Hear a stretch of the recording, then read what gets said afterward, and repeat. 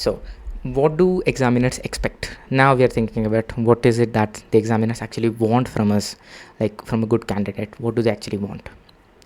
They don't want any drama, they don't want overthinking. According to them, the ideal candidate has a few qualities. The ideal candidate recognizes patterns. Okay, I've seen this before, and I'm able to recall things. On the basis of recall, the ideal candidate is able to eliminate wrong options, choose the best answer, and the candidate moves on. Because imagine you have 200 questions in the exam. You have to you will have on average a minute or two to solve that one of those questions and move on. So you need to have the ability to recognize pattern, eliminate wrong options, choose a correct option, move on, get done with your life. Don't stick here. What examiners don't care about is how many videos you have watched. I have had so many friends come up to me and be like, oh, I watched the entire syllabus for this, like I've watched hundreds and thousands of hours of video content.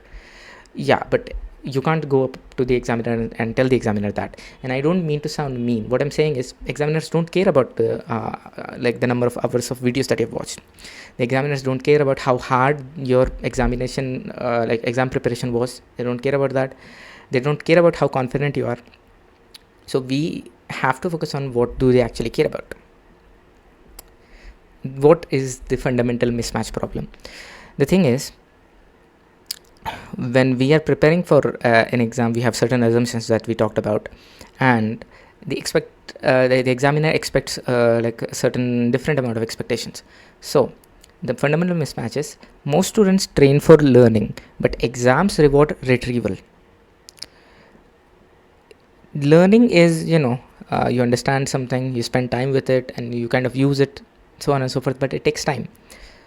Retrieval is, you're familiar with an option, you're familiar with a bit of information, you're able to use it to the best of your advantage to get through MCQs and get a good score. So exams don't want you to know everything, they don't want you to be learning. And I understand this defeats the purpose, but that is what competitive exams are for. And I'm saying this not in spite, but I'm saying this so that you don't burn yourself up trying to just watch as many videos as you can and study as many textbooks as you can for the exam. Now, what happens when you train wrong? When you train wrong, and a lot of these things happen with me. Overconfidence. For example, for one of my exams, I think I studied the entire syllabus a couple of times, not dozen times. That will be like, too much. I'm imagining people in the comments be like, Danish, you're lying. No, I studied the entire syllabus a few times, and before the exam, I was like so confident. I was like, I'm going to do this. I'll get done with this. I go there, I write the exam. A few weeks later, I get my results, and I just got barely through the passing grade, which was such a setback, because I did the hard work, but I did not get the result that I wanted. And at that time I blamed myself. I was like, oh, this because of me, did I do something wrong? But it could probably more so be about the way that I trained. Now that I understand it. Poor recall. That is, you have studied a topic in the past, you spent time with it, now you're not able to recall it, retrieve the information and use it.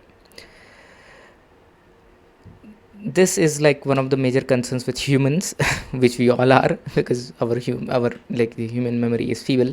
We remember things which we deem important, but not deemed by purpose, which our brains think is important, right? So even if you want to retrieve recall information, you might not be able to recall it unless you do certain activities with that information. Repeated failures. If you don't train well, you go there, you write your exam, you fail, you come back, you write your exam again. You prepare, you write your exam again. The cycle goes on. I knew this moment. For example, this happened in one of the exams that I was writing, and I was in the last part of the questions that I was doing, and it was about Irving's sarcoma. It's a condition, a bone tumor sort of a condition, and they gave an image of the X-ray, and they were like, "What is the finding in here?" Now the thing is, I had spent time before to make a really good table, really good notes about this. On Notion, I attached the images and everything, and I could close my eyes and imagine the table in front of me. However, I couldn't see the finer details on the table. I knew this, but at that moment I picked the wrong answer. I was done with my exam. Half an hour after that, I was out of the exam center. I opened my phone up and I was like, oh, I knew this, but I went wrong. Now, as I was talking about it earlier, competitive exams are not academic tests, they are selection tools. So please don't try to think that they are, in any way a measure of your skill or your understanding, right? They are more so selection tools. The reason that I'm saying this is because a lot of times what happens is that when you attach your self-worth to these exams, you're going to suffer big time, which happens with a lot of people. A lot of my friends are going through that. I had to go through that. So let's move on. So what the exam expects from you? The exams wants 4 things. Fast retrieval, that is, you have the information, you studied it, good. In the exam hall, are you able to get it as fast as possible in under a minute? If yes, good job. Pattern recognition, the things that you have studied, okay, you have seen these questions before the exam. Can you recognize the similarity? Yes or no? Yes, good. Error avoidance, can you not make a mistake? Can you not pick the worst option ever? Can you not kill the patient in the question? Consistency, are you able to replicate this effort, the same technique across a number of questions, so you get a higher score? So these are the 4 things that the examiner wants of you.